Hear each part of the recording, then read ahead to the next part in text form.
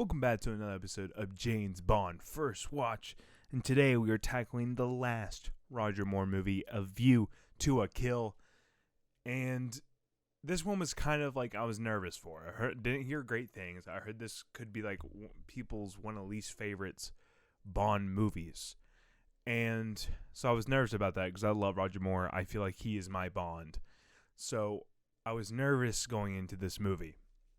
So when it first started, man, oh man, did I love that first scene. A lot of people give shit about him riding on the surfboard and playing Beach Boys. I love it, and I think it's great, and I could watch it forever and ever. I just love it so much. It's so good. Even though it's short and sweet, I love how he gets into submarine and everything. I like how everything is played there.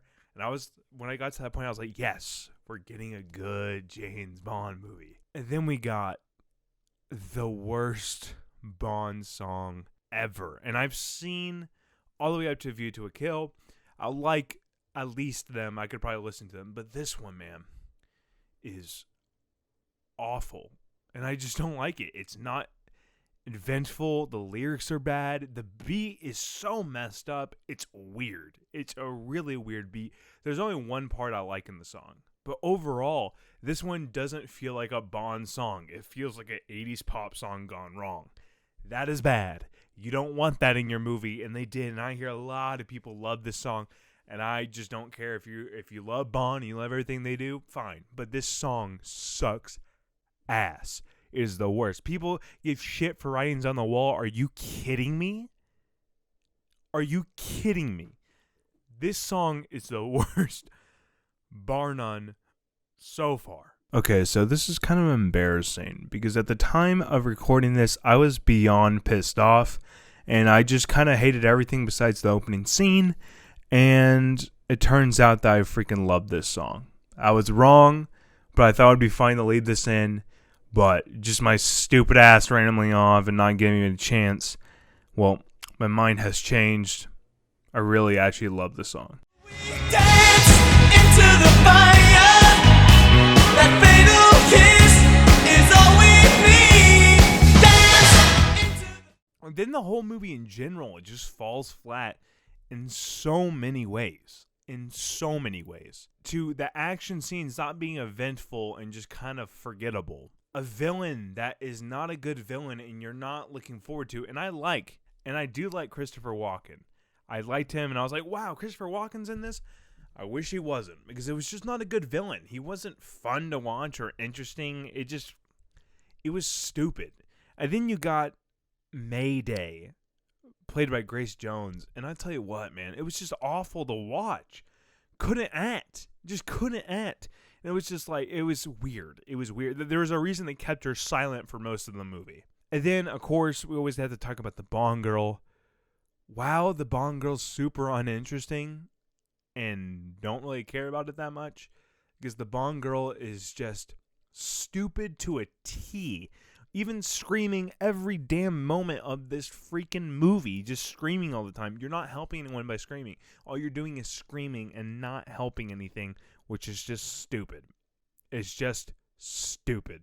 And I don't like watching it. I don't enjoy watching it. And even her lines when she was in a personal scene, it felt fake. And I've never said that about a Bond movie because I've always liked the cheesiness. I like everything they've done. But it felt fake, this performance. And I just didn't like it. A lot of people give shit for Roger Moore being too old in this movie. Doesn't affect me. If you look at the things around the movie, then you'll realize that he is not the problem here. He is doing the Bond that he's been doing and has been given a bad script and a bad story.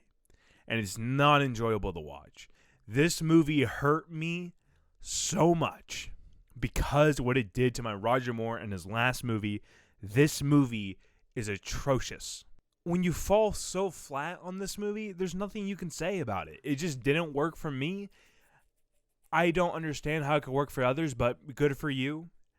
But it just ruined Roger Moore's legacy with this movie. And that sucks. And I can see why people don't talk about him that much, probably because of this movie. That's not right.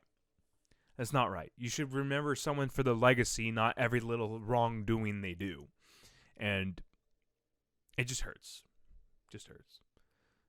So if I had to give my score out of the guidelines, it should be pretty damn obvious. This is a below the line. Even below the line. This is the worst Bond movie I've seen. It is so bad and not entertaining. The Bond song is bad. The Bond girl's bad. The only good part is Roger Moore. And he's not given that much. And even certain scenes where, you know, when you watch a scene, for example, and you watch a fight scene and it's kind of supposed to feel natural. Well, there's a part where they kick someone off this railing and the railing is cut perfectly, where it felt like it was cut previously. It should have been more rough than that, where you actually had to put effort to knocking it down, but they didn't. It was cut perfectly.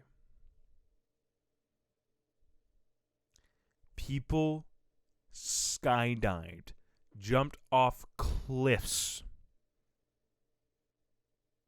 and they fake a certain falling off a balcony in a house. It's just lazy. It's just lazy. But if you guys want to check out more of these reviews, you definitely can. You can go to the James Bond First Watch playlist. You can watch all the way up to A View to a Kill. And if you guys want to follow me, you can go to Wiley K. Todd on all social medias. But also, if you want to follow the Guideline, you can go to www.guidelineentertainment.com to get all the entertainment you need. So I want to thank you guys for watching. See you guys next time.